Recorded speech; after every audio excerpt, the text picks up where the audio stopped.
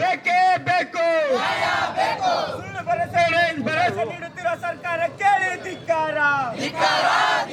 ಸುಳ್ಳು ಭರವಸೆ ನೀಡುತ್ತಿರುವ ಸರ್ಕಾರಕ್ಕೆ ಧಿಕ್ಕಾರ.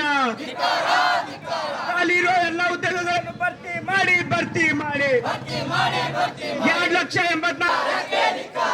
ಧಿಕ್ಕಾರ ಧಿಕ್ಕಾರ ಧಿಕ್ಕಾರ ಧಿಕ್ಕಾರ. ಇನ್ಕಿಲಾಬ್ ಜಿಂದಾಬಾದ್. ಎಲ್ಲ ಕಲಬುರಗಿ ಜಿಲ್ಲಾ ಸಂಚಾಲಕರು ಇವತ್ತೇನು ಧರಣಿ ಕುಂತಿದ್ದೀವಿ. ಇಡೀ ಕಳೆದ 4-5 ತಿಂಗಳುಗಳಿಂದ ಇಡೀ ರಾಜ್ಯದಾದ್ಯಂತ ಎಲ್ಲ ಕಡೆ ಹೋರಾಟಗಳು ಮಾಡ್ತಾ ಇದ್ವಿ.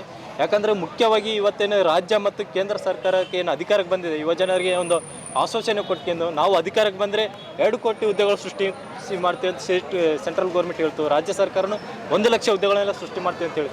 ಬಟ್ ಇಲ್ಲಿವರೆಗೂ 5-6 ವರ್ಷ ಆಯ್ತು, ಯಾವುದೇ ನೇಮಕಾತಿಗಳು ಆಗಿಲ್ಲ.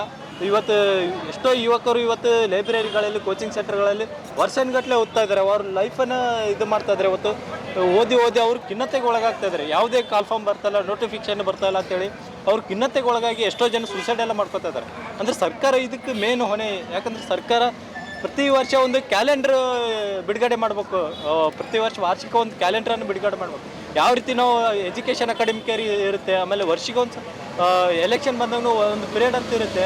ಅದೇ ರೀತಿ ಉದ್ಯೋಗ ಸೃಷ್ಟಿ ಮಾಡೋಕ್ಕೋಸ್ಕರ ಅಂತ ಒಂದು ಪಿರಿಯಡ್ ಇರಬೇಕು. ಪ್ರತಿ ವರ್ಷ ವಾರ್ಷಿಕ ಕ್ಯಾಲೆಂಡರನ್ನು ಬಿಡುಗಡೆ ಮಾಡಬೇಕು. ಯಾಕಂದರೆ ಇವತ್ತು ಸರ್ಕಾರ ನೋಡ್ತದೆ ಲಕ್ಷಾನುಗಟ್ಟಲೆ ಇವತ್ತು ಪೋಸ್ಟ್ಗಳು ಖಾಲಿದ್ವಿ, ಅವುಗಳನ್ನ ಭರ್ತಿ ಮಾಡ್ಕೊತಾ ಇಲ್ಲ. ಬರೀ ಕಾಂಟ್ರಾಕ್ಟ್ ಬೇಸ್ ಮೇಲೆ ತೊಗೊತಾ ಇದ್ದೀವಿ. ಇವತ್ತು ಕಾಂಟ್ರಾಕ್ಟ್ ಗುತ್ತಿಗೆದಾರ ಮೇಲೆ ತೊಗೊತಾ ಇದ್ದೀವಿ. ಇದನ್ನು ವಿರೋಧಿಸ್ತಾ ಇದ್ದೀವಿ. ಇವತ್ತು ಎಲ್ಲ ಸರ್ಕಾರಿ ಹುದ್ದೆಗಳಲ್ಲಿ ಖಾಲಿರೋ ಹುದ್ದೆಗಳನ್ನು ಭರ್ತಿ ಮಾಡ್ಕೋಬೇಕು.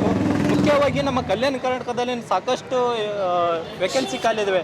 ಮುಖ್ಯವಾಗಿ ಅದರ ಎಜುಕೇಷನ್ ಡಿಪಾರ್ಟ್ಮೆಂಟಲ್ಲಿ ಸಾಕಷ್ಟು ವೇಕೆನ್ಸಿ ಖಾಲಿದ್ದಾವೆ. ಹೇಳಿದಾರೆ ಸರ್. ಅವ್ರು ಹೇಳ್ತಾ ಇದ್ದರು 4 ತಿಂಗಳುಗಳಿಂದ ಏನು ಹೋರಾಟ ಮಾಡಿದ್ವಿ, ಅದ್ರ ಪ್ರಭಾವಲಿಂದ ಮೊನ್ನೆ ಅಧಿವೇಶನದಲ್ಲಿ ಒಂದು ಹೇಳಿದಾರೆ ಸರ್ ತಗೊಂತ ಅಂತೇಳಿ. ಬಟ್ ಅದು ಹೇಳಿದ್ರೆ ಸಾಕಾಗಲ್ಲ. ಬಟ್ ಇಮಿಡಿಯೇಟ್ಲಿ ಒಂದು ಆದೇಶ ರೂಪದಲ್ಲಿ ಒಂದು ನೋಟಿಫಿಕೇಶನ್ ಬಿಟ್ಟು ನೇಮಕಾತಿ ಮಾಡ್ಕೋಬೇಕು ಇಮಿಡಿಯೇಟ್ಲಿ. ಎಲ್ಲ ಖಾಸಗೀಕರಣ ಮಾಡ್ತಿದ್ದಾರೆ. ಎಲ್ಲಿ ಪೋಸ್ಟ್ ಕಾಲ್ಫಾರ್ಮ್ ಇವಾಗ KPSC ಸ್ಕೂಲ್ದು ಇದು ಮಾಡ್ತಾ ಇದ್ದಾರೆ ಸರ್. ಎಲ್ಲ ಸ್ಕೂಲ್ ತೆಗಿತೀವಿ ಅಂತ ಹೇಳಿ ಇಲ್ಲ. ಸೊ ಅದು ಓಪನ್ ಮಾಡಿದ್ರೆ ಗ್ರಾಮ ಪಂಚಾಯತ್ಗೆ ಒಂದಂತ ತೆಗಿತಾ ಇರೋದು. ಸೊ ಅಂದರೆ ಸುತ್ತಮುತ್ತ ಇರ್ತಕ್ಕಂಥ 5-6 ಕಿಲೋಮೀಟ್ರ್ ಇರ್ತಕ್ಕಂಥ ಸ್ಕೂಲ್ಗಳೆಲ್ಲ ಮರ್ಜ್ ಮಾಡ್ತೀವಿ ಅಂತ ಹೇಳಿದ್ರು. ಮರ್ಜ್ ಅಂದರೆ ಪುರ ಮುಚ್ಚೋಗ್ತಾ ಇದ್ರು. ಸೊ ಈ ರೀತಿ ಮಾಡಿದ್ರೆ ಗ್ರಾಮೀಣ ಮಟ್ಟದಲ್ಲಿ ಶಿಕ್ಷಣ ಪುರ ಹಿಂದುಳಿತದ. ಶಿಕ್ಷಣಕ್ಕೆ ಇಂದ ಭಾಳ ತೊಂದರೆ ಆಗುತ್ತೆ ಬಡ ಮಕ್ಕಳಿಗೆ, ಕಾರ್ಮಿಕ ಮಕ್ಕಳಿಗೆಲ್ಲ.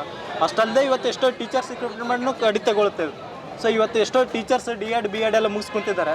ಸೊ ಅವರಿಗೆ ಟೀಚರ್ಸೇ ಇದಿಲ್ಲ. ಇವತ್ತು ಎಜುಕೇಷನಲ್ಲಿ ಲಾಸ್ಟ್ ಇಯರ್ ನಮ್ಮದು ಎಜುಕೇಷನಲ್ಲಿ 10th ರಿಸಲ್ಟ್ ಪೂರ ಲಾಸ್ಟ್ ಬಂತು. ಯಾಕಂದರೆ ಕ್ವಾಲಿಟಿ ಎಜುಕೇಷನ್ ಇಲ್ಲ, ಆಮೇಲೆ ಟೀಚರ್ಸ್ ರಿಕ್ರೂಟ್ಮೆಂಟ್ ಇಲ್ಲ. ಸೊ ಹಾಗಾಗಿ ಎಲ್ಲ ಇಡೀ ಕಲ್ಯಾಣ ಕರ್ನಾಟಕ ಆಗಿರ್ಬೋದು, ರಾಜ್ಯ ಆಗಿರ್ಬೋದು, ಕೇಂದ್ರ ಆಗಿರ್ಬೋದು, ಇವತ್ತು ಇಮಿಡಿಯೇಟ್ಲಿ ಏನು ಖಾಲಿದ್ದು ಎಲ್ಲ ಹುದ್ದೆಗಳು ಇವುಗಳನ್ನ ಭರ್ತಿ ಮಾಡ್ಕೋಬೇಕಂತೆಲ್ಲ ಹೋರಾಟ ಬೆಳೆಸ್ತಾ ಇದ್ವಿ.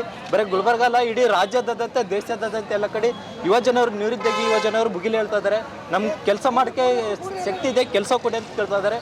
ಇವತ್ತು ಸರ್ಕಾರ ಕೆಲಸ ಕೊಟ್ಕೊಂಡು ಇವತ್ತು ಯುವಜನರ ಪರಗಿದೆ ಅನ್ನೋದು ತೋರಿಸ್ಕೊಡ್ಬೇಕಾಗಿದೆ.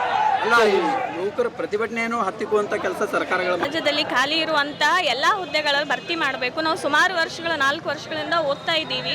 ಯಾವುದೇ ಒಂದು ಉದ್ಯೋಗಕ್ಕೆ ಅಪ್ಲಿಕೇಶನ್ಸ್ ಹಾಕ್ತಾರೆ, ಬರೀ ಏನಂತಾರ ಅವ್ರು TET ಎಲಿಜಿಬಿಲಿಟಿ ಕರಿತಾ ಇದ್ದಾರೆ. ಮುಂದಿನ ಪ್ರೊಸೆಸ್ ಬೇಕಲ್ಲ CETಗೋಸ್ಕರ, ಅದನ್ನು ದುಡ್ಡು ಜಮಾ ಮಾಡ್ಕೊಂಡು ಇಟ್ಕೋತಿದ್ದಾರೆ ಅಂತ ನನಗನ್ನಿಸ್ತಿದೆ.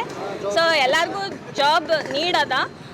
ಎಷ್ಟೋ ಜನ ಓದಿ ರಾತ್ರಿ ಎಲ್ಲ ಕೂತು ಫ್ರಸ್ಟ್ರೇಷನ್ ಆಗಿ ಆತ್ಮಹತ್ಯೆಗಳನ್ನೆಲ್ಲ ಮಾಡ್ಕೊಳ್ತಿದ್ದಾರೆ. ಸೊ ಅದಕ್ಕೆ ಸರ್ಕಾರ ಬೆಂಬಲ ಕೊಡಬೇಕು, ಉದ್ಯೋಗ ಅನ್ನೋದನ್ನು ಕರಿಬೇಕು ಅಂತ ಸರ್ಕಾರದಲ್ಲಿ ನಾನು ಮನವಿ ಮಾಡ್ಕೊಳ್ತಿದ್ದೆ. ಅಶ್ವಿನಿ ಅಂತ.